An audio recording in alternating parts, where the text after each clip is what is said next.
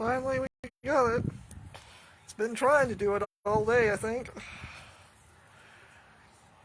It'd go in, the clouds would come in, and then it'd try to get sunny again, but now we got this. I am not going anywhere.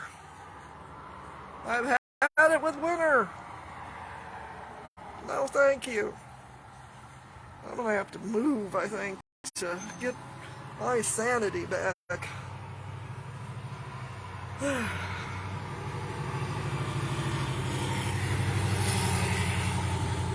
Ever since that wreck, I've had nothing more than paranoia on bad weather.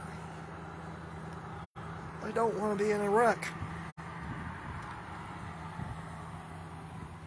But there we go.